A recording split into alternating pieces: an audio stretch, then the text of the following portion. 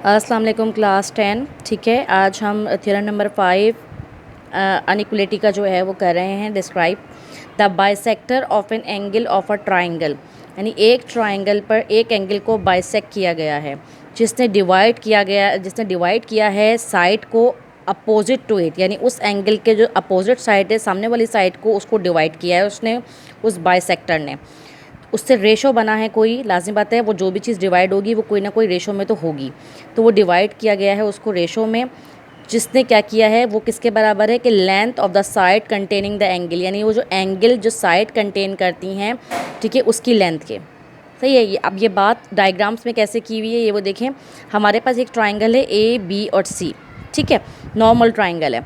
उसमें हमने angle A को बाइसेक्ट किया है। अब लाजत बाइसेक्शन का मतलब क्या है कि ये जो ए एंगल है वो 2 इक्वल पार्ट्स में ब्रेक हुआ है, तो उसको बाइसेक्ट किया है। तो उसने जो बाइसेक्शन के दौरान जो है उसने सामने वाली लाइन को जो है वो डिवाइड कर दिया है 2 पार्ट्स में। इसी को रेशो का नाम दिया है कि उसने सामने वाली लाइन को 2 पार्ट्स में ब्रेक कर दिया है। और ये 2 पार्ट्स जो हैं उस एंगल के साथ जो साइड्स और लेंथ कंटेन कर रहा है, ये एंगल जो है वो 2 साइड्स को कंटेन कर रहा है ना।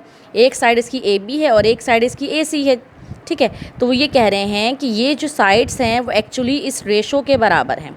क्या मतलब, यानी कि ए बी जो है वो बी डी के बराबर है और ए सी जो है वो डी सी के बराबर है।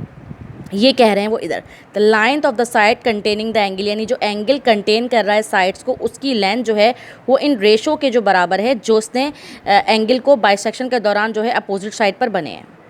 आप समझ में आई? दोबारा रिपीट कर देती हूँ कि ये एंगल को बाइसेक्ट किया, ठीक है, तो उसकी बाइसेक्शन की वजह से उसने सामने वाली लाइन बी सी जो है वो एट पॉइंट डी पर ब्रेक हो गई 2 पार्ट्स में।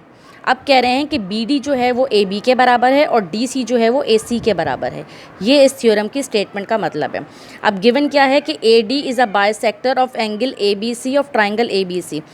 अब ट्राइंगल ए बी सी के अंदर जो एंगल ए बी सी है वो एक्चुअली बाइसेक्टर है ऑफ ए डी, यानी एंगल ए पर जो है वो बाइसेक्शन की गई है जिससे एक नई लाइन डेवलप्ड हुई है ए डी। ये गिवन था। हमें प्रूफ क्या करना है? हमें प्रूफ करना है measure B D upon measure D C equal है measure A B upon measure A C के। बी डी डी सी कहाँ पर है? देखें, B D upon D C ये इक्वल हैं ए बी अपॉन ए सी के। ये बात हो गई यहाँ पर। इसके लिए कंस्ट्रक्शन क्या की गई है? इसके लिए कंस्ट्रक्शन की गई है, ड्रॉ किया गया है सी पी को जो कि पैरेलल है ए डी से और मीटिंग कर रहा है बी ए पर प्रोड्यूस कर एट पी तक।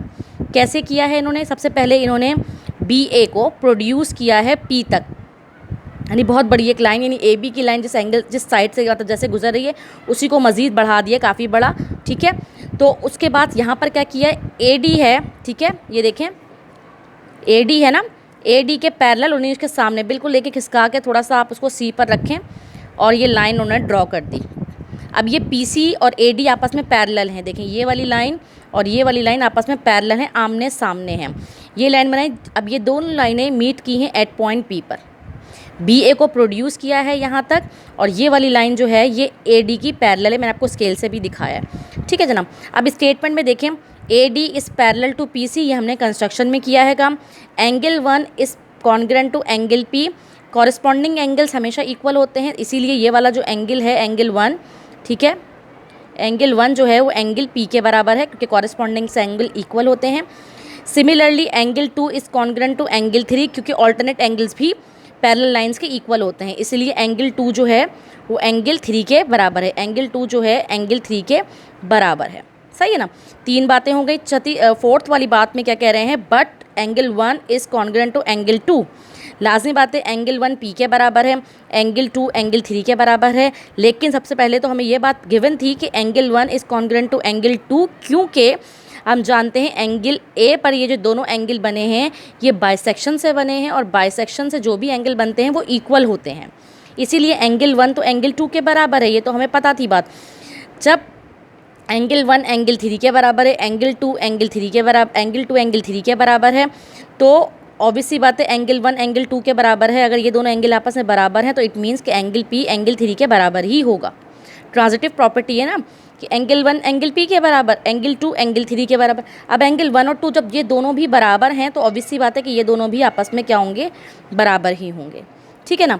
अब नेक्स्ट पेज पर हमें क्या कह रहे हैं, डायग्राम मैंने यहाँ ड्रॉ कर लिया कि ये बार बार पेज जो है वो चेंज करना पड़ेगा, इसीलिए मैंने इसको यहाँ रखा है। अब नेक्स्ट वो कह रहे हैं कि AP is equal to AC के, AP is congruent to AC। अब AP वाली लाइन देखें कहाँ पर है, AP इज़ इक्वल टू, ठीक है, क्या था वो, AC के।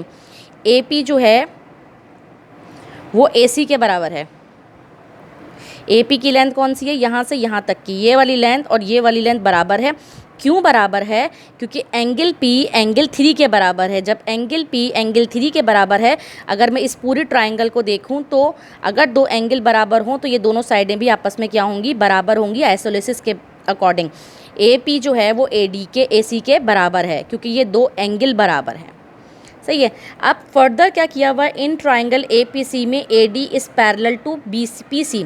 हम जानते हैं अगर मैं इस ट्राइंगल को देख रही हूँ तो इस ट्राइंगल में जो PC की लेंथ है एक्चुअली वो पैरेलल है AD के। ये बात तो हमने स्टार्टिंग में की थी कि AD जो है वो पैरेलल है PC के।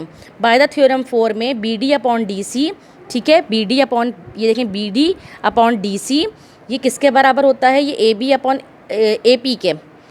BD अपॉन BC ये बराबर है AB अपॉन AP के, यानी ये वाली जो लाइन है वो जो ब्रेक हुई हुई है वो इस लाइन के बराबर है, यानी कि BD जो बराबर है वो AB के बराबर है, DC जो बराबर है वो AP के बराबर है, ठीक है। अब BD अपॉन DC जो है वो बराबर है AB अपॉन AC के। ये पूरी वाली लाइन दोबारा से लिखी है, सिर्फ ये वाला जो पार्ट है वो चेंज हुआ है।